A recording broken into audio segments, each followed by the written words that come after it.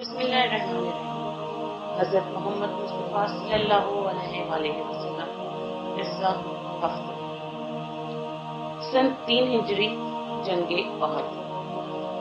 معرکہ بدر کی شکست فاش نے مشرکین مکہ کو نڈھال و بے حال کر کے ان پر ایک سکوت کا عالم طاری کر دیا تھا، مگر ان کی یہ عارضی خاموشی اس سمندر کی مانند تھی جس کی گہرائیوں میں طوفانی لہریں مچل رہی ہیں، اور اس جوالا مکھی کی طرح تھی جس کے سینے میں لاوا سلگ رہا ہو۔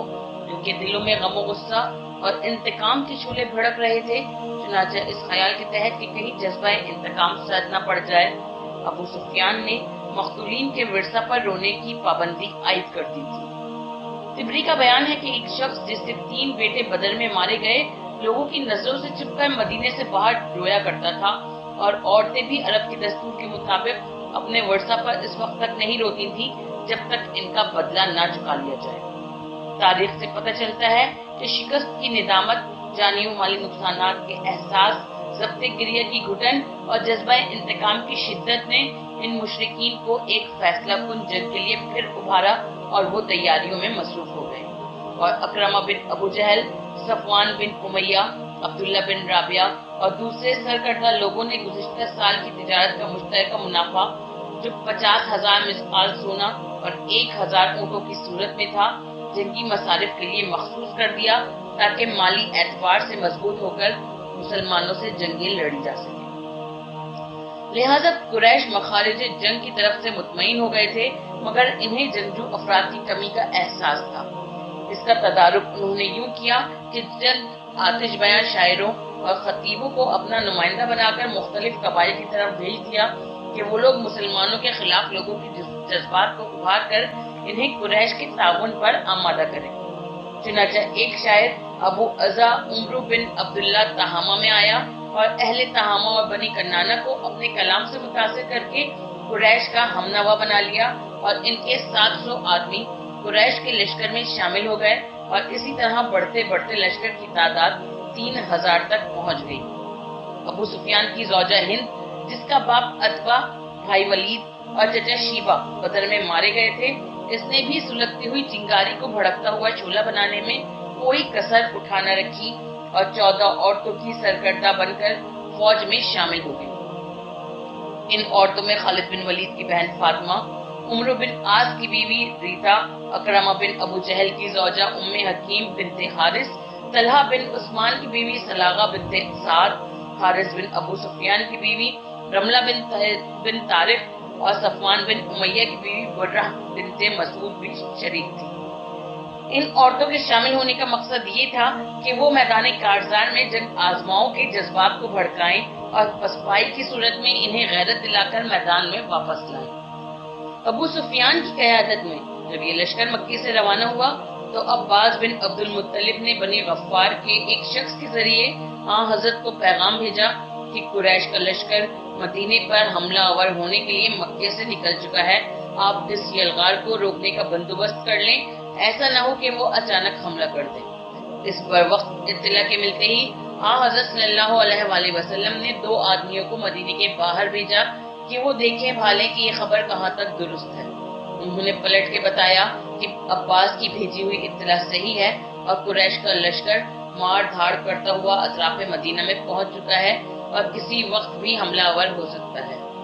مورخین نے عام طور پر یہ لکھ دیا ہے کہ پیغمبر اسلام صلی اللہ علیہ وسلم مدینے میں محصور رہ کر یہ جنگ لڑنا چاہتے تھے، مگر رائے عامہ سے متاثر ہو کر آپ مدینے سے باہر نکل پڑے۔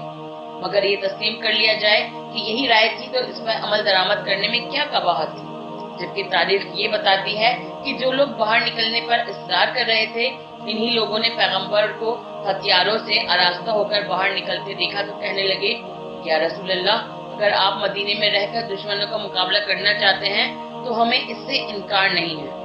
حضرت صلی اللہ علیہ وسلم نے فرمایا، نبی کے لیے مناسب نہیں کہ جب وہ جنگ کا لباس پہن لے تو وہ جنگ کیے بغیر اسے اتارے۔ طبری جلد 2 صفحہ 190۔ پیغمبر اسلام کی یہ الفاظ اطمینان قلب، استقلال مزاج اور دشمن سے جہاد کے غیر متبدل عزم و ارادے کی مظہر ہے، جس سے یہ صاف ظاہر ہے کہ آپ کسی خارجی دباؤ کے زیر اثر شہر سے نکلنے پر مجبور نہیں ہوئے، بلکہ جوش شجاعت اور ولوہ جہاد کا تقاضا ہی یہی تھا کہ لشکر غنیم سے کھلے میدان میں مقابلہ کیا جائے۔ پیغمبر صلی اللہ علیہ وآلہ وسلم کا یہ ارشاد نہ صرف ان کے ناقابل تسخیر عزائم اور حوصلوں کی بلندی کا ترجمان ہے، بلکہ تمام مسلمانوں کے لیے بھی عزم و عمل کا ایک زرین درس ہے۔ چنانچہ حضرت صلی اللہ علیہ وآلہ وسلم نے ابن مکتوم کو مدینے میں منتظم و نگراں مقرر کیا اور 14 شوال سن 3 ہجری کو نماز جمعہ کے بعد 1000 کی جمعیت کے ساتھ مدینے سے نکل کھڑے ہوئے اور ایک قریبی راستے سے کوہ احد کی جانب روانہ ہو گئے، جہاں قریش کا لشکر 12 شوال سے پڑاؤ ڈالے ہوئے تھا۔ ابھی پیغمبر اسلام صلی اللہ علیہ وآلہ وسلم نے آدھا راستہ طے کیا ہوگا کہ عبداللہ بن ابی اپنے 300 ساتھیوں سمیت لشکر سے کٹ کر مدینہ واپس آ گیا۔ اب مسلمانوں کی تعداد صرف 700 رہ گئی تھی، جنہیں 3000 جنگجوؤں سے مقابلہ کرنا تھا۔ پیغمبر نے انہی 700 لشکریوں کے ساتھ پہاڑ کے دامن میں پڑاؤ ڈال دیا اور دوسرے دن 15 شوال کو دونوں طرف کی نوجوانوں نے اپنے اپنے مورچے سنبھال لیے۔ مشرکین کی تعداد بہت زیادہ تھی اور جنگی اسلحہ بھی افراط مقدار میں مہیا تھا۔ اس لشکر میں 700 زرہ پوش تھے، 3000 اونٹ اور 200 گھوڑے تھے، جبکہ مسلمانوں کے پاس صرف 100 زرہیں اور 2 عدد گھوڑے تھے۔ فوج کی قلت اور سامان جنگ کی کمی کی وجہ سے ضرورت تھی کہ لشکر کو اس طرح ترتیب دیا جائے کہ دشمن کو ہر سمت سے حملہ کرنے کا موقع نہ مل سکے۔ چنانچہ تحفظی تدابیر کے پیش نظر حضرت صلی اللہ علیہ وآلہ وسلم نے کوہ احد کو پس پشت رکھا اور مدینے کو سامنے کے رخ پر اور بائیں جانب کوہ عینی کی ایک تنگ درہ پر 50 کمانداروں کا ایک دستہ عبداللہ بن جبیر کی زیر نگرانی کھڑا کر دیا اور اسے تاکید کر دی کہ خواہ فتح ہو یا شکست، جب تک اسے حکم نہ دیا جائے کسی حالت میں وہ اپنا مورچہ نہ چھوڑے۔ جنگی حکمت عملی کے اعتبار سے یہ کارروائی نہایت ضروری تھی۔ اگر یہ انتظام نہ کیا جاتا تو کفار ادھر سے حملہ آور ہو کر لشکر اسلام کو اپنے محاصرے میں لے لیتے اور مسلمانوں کو اپنی جانیں بچانا مشکل ہو جاتا۔ اس نظم و اسلام کے بعد حضرت صلی اللہ علیہ وآلہ وسلم نے بقیہ لشکر کی صف بندی کی۔ میمنہ پر سعد بن عبادہ اور میسرہ پر اسید بن حضیر کو مقرر کر کے رایت جنگ حضرت علی ابن ابی طالب کو اور لوار مساعد بن عمیر کو دیے۔ کفار نے بھی اپنے لشکر کو ترتیب دیا۔ میمنہ کا سردار خالد بن ولید اور میسرہ کا اکرمہ بن ابو جہل کو بنایا۔ سواروں کا افسر عمرو بن عاص اور تیر اندازوں کا سردار عبداللہ بن رابعہ کو مقرر کیا۔ قلب لشکر میں جہاں قریش نے اپنا مشہور بت حبل ایک اونٹ پر لاد رکھا تھا، ابو سفیان جا کر کھڑا ہو گیا اور لشکر کا پرچم بنی عبدالدار کے ایک فرد طلحہ بن عثمان کے سپرد کر دیا۔ جب سب کیل کاٹے درست ہو چکے تو مشرکین نے اہل حبل کا بول بالا رہے کا نعرہ لگایا اور ہندا کے ساتھ دوسری عورتیں صفوں سے آگے نکل کر لشکریوں میں جوش پیدا کرنے کے لیے دف کے ساتھ پر ٹھمک کر گانے لگیں۔ 3 شعروں کا ترجمہ ملاحظہ فرمائیں۔ ہم ستاروں کی بیٹیاں ہیں، قالینوں پر ناز و انداز سے اس طرح چلتے ہیں جس طرح صبح روح پرندہ چلتا ہے۔ ہماری مانگ میں مشک بھری ہے اور گردنوں میں موتی جگمگا رہے ہیں۔ اگر تم آگے بڑھو گے تو ہم تمہیں گلے سے لگا لیں گے۔ ہم تمہارے لیے مسند بچھا کر تمہیں جامع سرور و نشاط پلائیں گے اور تم نے اگر پیٹ موڑی تو ہم تمہیں چھوڑ دیں گے، گویا تم سے کبھی چاہت ہی نہ رہی ہو۔ یہ ترانہ ختم ہوا، طبلِ جنگ کی آواز گونجی اور دست بدست جنگ کا آغاز ہوا۔ مشرکین کا لمبردار طلحہ بن عثمان میدان میں آیا اور اس نے تنزیہ آمیز لہجے میں پکار کر کہا، مسلمانوں، تمہارا عقیدہ ہے کہ تم میں سے کوئی مارا جائے تو وہ جنت میں جاتا ہے اور ہم میں سے کوئی قتل ہو تو اس کا ٹھکانہ جہنم ہے، لہٰذا تم میں جو جنت چاہتا ہو وہ مجھ سے لڑے۔ حضرت علی اس کے مقابلے کو نکلے۔ طلحہ نے جھپٹ کر آپ پر تلوار کا وار کیا۔ آپ نے اس کا وار خالی دے کر وہ تلوار ماری کہ ایک ساتھ اس کی دونوں ٹانگیں کٹ گئیں اور لڑکھڑا کر زمین پر ڈھیر ہو گیا۔ مسلمانوں نے نعرہ تکبیر بلند کی۔ امیر المومنین نے اس کا سر کاٹنا چاہا تو دیکھا کہ وہ برہنہ ہے۔ اس حالت میں آپ نے اس پر دوسرا وار کرنا مناسب نہ سمجھا اور تڑپتا سسکتا یوں ہی چھوڑ دیا۔ آخر اس نے تھوڑی ہی دیر میں زمین پر سر پٹکنے کے بعد دم توڑ دیا۔ طلحہ کے مارے جانے سے مشرکین کے حوصلے پست ہو گئے اور عام بے دلی سی پیدا ہو گئی۔ ایک ایک کر کے لڑنے کے بجائے انہوں نے اجتماعی حملہ کر دیا۔ मुसलमानों ने भी कदम आगे बढ़ाए, कमानें कड़की, तलवारों से तलवारें टकराई और घमसान की लड़ाई शुरू हो गई। हजरत अली और हजरत हमजा के हमलों से दुश्मनों की सफ़ें उलटने लगी और एक तहलका मच गया। अबू दजाना अंसारी अपने सर में सुर्ख पट्टी बांधे हुए जिस तलवार से दुश्मनों पर हमला कर रहे थे वो रसूल खुदा सल्लल्लाहु अलैहि वसल्लम ने मरहमत फरमाई थी। आप सफों को तहोबाला करते हुए वहां तक पहुंच गए जहां कुफ्फार की औरतें दब बजा बजा कर अपने नगमों से लश्करियों में जोश पैदा कर रही थी। आपने तलवार उठाई और चाहा कि हिंद बिन अतबा को ठिकाने लगा दें, मगर इस ख्याल से हाथ रोक लिया कि रसूल की दी हुई तलवार को एक नजिस और नापाक औरत के खून से रगना मुनासिब नहीं है। तलहा बिन उस्मान के बाद उस्मान बिन अबी तलहा ने लश्कर का अलम बुलंद किया था। हजरत अली फौजों को रोनते कुचलते इसके करीब पहुंचे और तलवार का वो हाथ मारा कि इसका सर तन से जुदा हो गया।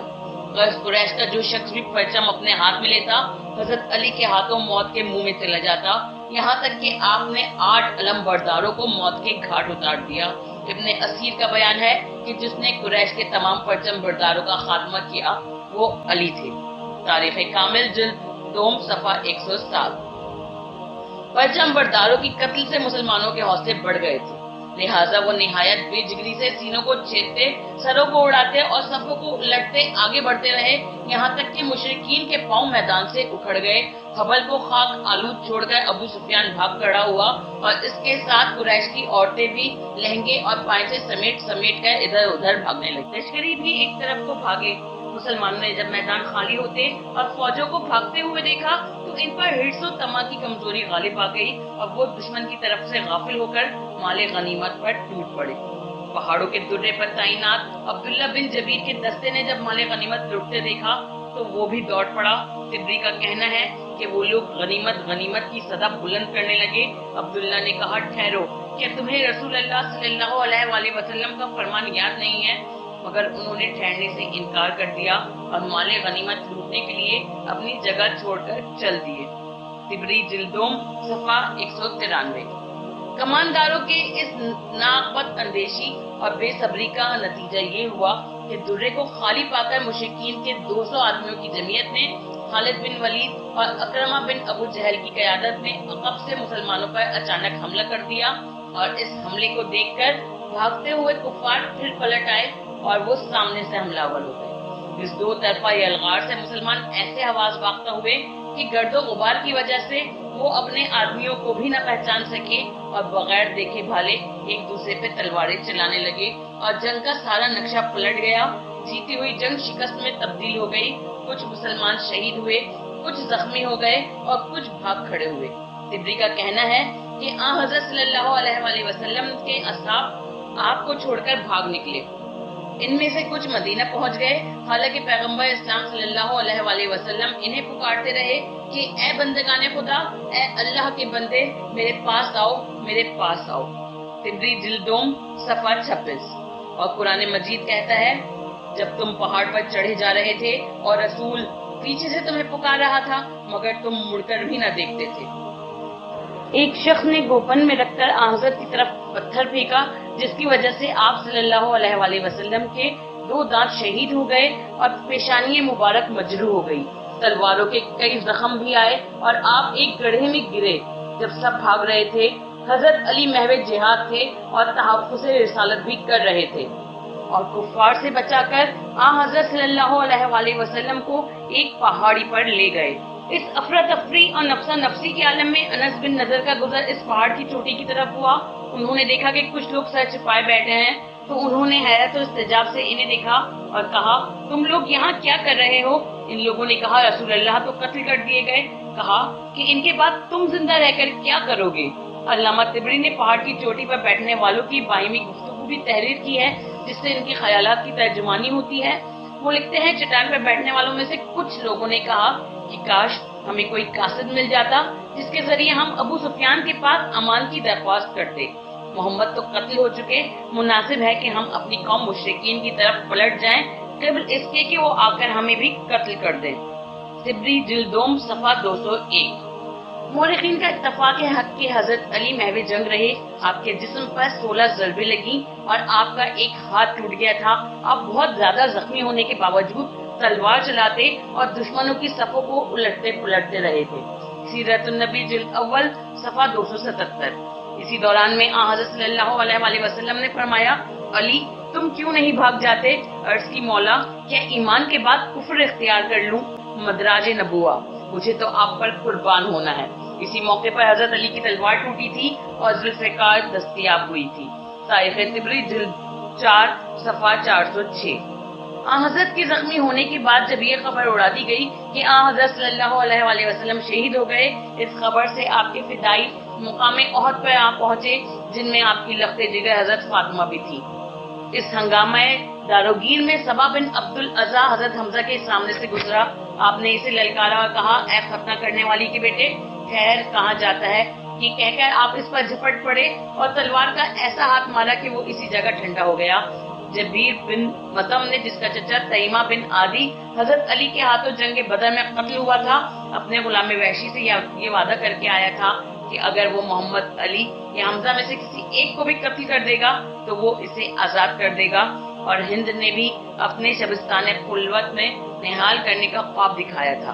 چنانچہ وحشی کے لیے پیغمبر اسلام یا حضرت علی کو قتل کرنا تو مشکل تھا، مگر وہ حضرت حمزہ کی طاق میں لگا رہا، اور جیسے ہی یہ افراتفری ہوئی اسے موقع ملا، اس نے پوری قوت سے اپنا بھالا ان کی طرف پھینکا، جو ناک پر لگا اور پیٹ کو چیرتا ہوا دوسری طرف نکل گیا۔ اس مہلک ضرب کے باوجود آپ اس کی طرف دوڑے، مگر قوت نے ساتھ نہ دیا اور فرش خاک پر گر کر شہادت عظمیٰ پر فائز ہو گئے۔ جنگ عملاً ختم ہو چکی تھی۔ کہا جاتا ہے کہ اس غزوے میں 70 مسلمان شہید ہوئے، اور مشرکین نے اگرچہ مقتولین بدر کا بدلہ لے لیا تھا، مگر اس پر ان کا جوش انتقام فرو نہ ہوا۔ انہوں نے انسانیت کو بالائے طاق رکھ کر لاشوں سے بھی بدلہ لیا۔ چنانچہ معاویہ بن مغیرہ بن ابی العاص نے حضرت حمزہ کی میت کی ناک کاٹی، اور ہندا بن عتبہ نے ان کا شکم چیر کر ان کا کلیجہ نکالا اور چبایا، اور انگلیاں کاٹ کر ان کا ہار بنایا۔ اس کی دیکھا دیکھی دوسری عورتوں نے بھی شہیدوں کے ناک کان کاٹے اور انہیں رسیوں میں پرو کر گلے میں پہنا۔ ابو سفیان نے حضرت حمزہ کی لاش کی بے حرمتی کی اور نیزے کی انی سے ان کے چہرے کو مضروب کیا۔ اس خونی مارکے میں 2 عورتوں کا کردار جو میدان جنگ میں زخمیوں کی مرہم پٹی اور پانی پلانے کے لیے آئی تھی فراموش نہیں کیا جا سکتا۔ ان میں سے ایک ام عمارہ نصیبہ بنت کعب، جن کا شوہر زید بن عاصم اور 2 بیٹے حبیب اور عبداللہ اس جنگ میں شہید ہوئے تھے۔ اس خاتون نے جب دیکھا کہ پیغمبر اسلام تیروں کی زد میں ہے تو حضرت صلی اللہ علیہ وسلم کے آگے کھڑی ہو گئی اور تیروں کو اپنے سینے پر روک روک کر پیغمبر کا بچاؤ کرتی رہی، اور جب ابن قمیہ تلوار لے کر حضرت پر حملہ آور ہوا تو تلوار لے کر اس کے مقابلے میں کھڑی ہو گئی، یہاں تک کہ آپ کے بازو پر تلوار پڑی اور ہاتھ کٹ گیا۔ دوسری خاتون ام ایمن ہے، جنہوں نے مسلمانوں کو جنگ سے پیٹ موڑ کر بھاگتے دیکھا تو ان کی غیرت ایمانی جوش میں آئی، اور تو کوئی بس نہ چل سکا، مٹی اور خاک اٹھا اٹھا کر ان کے چہروں پر پھینکتی جاتی تھی کہ اپنی تلوار مجھے دیتا جا اور یہ تکلا لیتا جا اور گھر میں بیٹھ کر سود کاٹ۔ سیرت حلبیہ جلد 2 صفحہ 252۔ ان عورتوں کے مقابلے میں مردوں کے کردار کو دیکھا جائے تو میدان چھوڑنے والوں کی فہرست میں ایسے لوگوں کے بھی نام ہیں کہ جن کی ذات سے اس کٹھن مراحل پر ثابت قدم رہنے کی امید کی جا سکتی تھی، مگر حضرت علی، ابو دجانہ انصاری، سہل بن حنیف، عاصم بن ثابت، مقداد بن عمرو، سعد بن معاذ، اسید بن حزیر اور زبیر بن عوام کے علاوہ اور کوئی ثابت قدم نظر نہیں آتا، بلکہ ان میں سے بھی اکثر میدان سے روگردہ ہو گئے تھے اور پھر جنگ کے اختتام پر پلٹ کر آئے تھے۔ ان بھاگنے والوں میں سے کچھ لوگ جو اوس میں 3 دن ٹھہرنے کے بعد نبی اکرم صلی اللہ علیہ وسلم کے پاس آئے، آپ نے دیکھا تو فرمایا کہ تم لوگ تو بہت دور نکل گئے تھے۔ تاریخ کامل جلد 2 صفحہ 110۔ حضرت علی اس غزوے میں جس ثابت قدمی اور پامردی سے لڑے وہ اسلامی جہاد کا ایک عظیم نمونہ اور تاریخ کا ایک مثالی کارنامہ ہے۔ حالانکہ آپ پے در پہ حملوں سے نڈھال اور تیروں اور تلواروں کے وار سے گھائل ہو چکے تھے، علامہ سیوطی کا بیان ہے کہ احد کے دن آپ کے جسم پر تلوار کی 16 ضربیں کاری لگی تھی۔ اس غزوہ میں مسلمانوں کو فتح تو حاصل نہ ہو سکی، پھر بھی حضرت علی، جناب حمزہ اور دوسرے چند جانبازوں کی ثابت قدمی نے اسلام کو شکست کی بدترین صورت سے بچا لیا۔ شکست کسی ناگہانی حادثے کی وجہ سے نہیں ہوئی، بلکہ یہ اختلاف رائے اور مسلمانوں کی بے ضابطگی کا قہری نتیجہ تھی۔ शहदाए अहद की तदफीन। अब शहदा की मैयतों की तदफीन का मरहला दरपेश था। हज़रत सल्लल्लाहु अलैहि वसल्लम ने सबसे पहले हज़रत हमजा की मैयत पर इस आलम में नमाज जनाजा अदा की कि आपकी आंखों से ज़ारो कतर आंसू जारी थे। इब्न मसऊद कहते हैं कि हमने रसूलुल्लाह सल्लल्लाहु अलैहि वसल्लम को इस तरह रोते कभी नहीं देखा जिस तरह आप हज़रत हमजा पर रो रहे थे। हज़रत हमजा की नमाज जनाजा से फारिग होकर आप दूसरे शहदा की लाशों की तरफ मुतवज्जह हुए और फर्दन फर्दन इनकी मैयतों पर नमाज पढ़ी। फिर दो दो करके तमाम शहदा खून आलूद कपड़ों में दफन कर दिए गए और हज़रत हमजा के साथ अब्दुल्ला बिन हजज दफन हुए। एक रिवायत में ये भी है कि इन्हें तन्हा दफन किया गया। शहदाए ओहद की कुछ लाशें मदीने के कब्रिस्तान बक़ैया में भी दफन है, जिन्हें इनके वर्सा पहले ही उठा लाए थे। हज़रत सल्लल्लाहु अलैहि वसल्लम ने 22 शव्वाल को ओहद से मदीने की तरफ मुराजअत फरमाई और जब अंसार के महल्ले से गुजरे तो आपने ख़वातीन के रोने और नोहा और मातम की आवाजें सुनी। दरियाफ्त करने पर मालूम हुआ कि अंसार की औरतें ओहद में शहीद होने वाले अजीजों और रिश्तेदारों पर गिरिया कर रही हैं। आप सल्लल्लाहु अलैहि वसल्लम की आंखों में आंसू आ गए और फरमाया क्या हमजा पर रोने वालियां नहीं हैं? अंसार ने सुना तो अपनी औरतों से कहा कि वो हज़रत सल्लल्लाहु अलैहि वसल्लम के यहाँ हज़रत हमजा का पुरसा देने जाएं और इन पर गिरिया मातम करें। चुनाचा अंसार की औरतें जनाब फातिमा ज़हरा सलामुल्लाह अलैहा के घर में जमा हुई और अपने अजीजों की तरह हज़रत हमजा पर नोहा और मातम किया। हज़रत सल्लल्लाहु अलैहि वसल्लम मस्जिद में तशरीफ फरमा थे और रोने वालियों के हक में दुआएं खैर करते। इब्न साद का कहना है कि अंसार की औरतों में आज तक ये दस्तूर चला आ रहा है कि जब इनके यहाँ किसी का इंतकाल होता है तो मरने वाले पर गिरिया से पहले हज़रत हमजा पर गिरिया करती हैं। तबक़ात इब्न साद जिल्द 2 सफ़ा 44। तीसरी हिजरी के मुख्तलिफ वाक़यात। ओहद की जंग के चंद ही दिनों बाद ग़ज़वा-ए हमरुल असद ज़हूर पज़ीर हुआ। चूँकि अबू सुफियान का इरादा और नजरिया इस्तिसाल इस्लाम का था, इसलिए वो ओहद से निकलकर 8 मील के फासले पर एक मुकाम रूहा में खैमतज़न हो गया और मदीने पर हमले की तैयारी करने लगा। हज़रत सल्लल्लाहु अलैहि वसल्लम को मालूम हुआ तो बावजूद इसके कि आपके जिस्म पर आए हुए जख्म मुंदमिल न हुए थे, मुजाहिदीन की एक जमीयत के साथ रूहा की तरफ चल पड़े। ये सुनकर कि मदीने से मुसलमानों का एक बड़ा लश्कर आ रहा है, अबू सुफियान अपना डेरा खैमा उखाड़ कर भाग निकला, लेकिन इसके 2 आदमी अबू अज़ा शायर और माविया बिन मुगीरा पकड़े गए। ये माविया बिन मुगीरा वही है जिसने ओहद में हज़रत हमजा की शहादत के बाद इनकी नाक कतल की थी, जिन्हें मुसलमानों ने उसी वक्त मौत की घाट उतार दिया। इसी साल हज़रत इमाम हसन अलैहिस्सलाम की विलादत वाक़ई हुई। अल्लाहुम्मा सल्ली अला मुहम्मदिन व आले मुहम्मद व अज्जिल फरजहुम अजमईन। बराए मेहरबानी हमारे इस चैनल को लाइक कीजिए, शेयर कीजिए, कमेंट कीजिए और सब्सक्राइब कीजिए और बेल आइकन को प्रेस कीजिए ताकि आगे भी हमारी वीडियोस आपको बराबर मिलती रहे।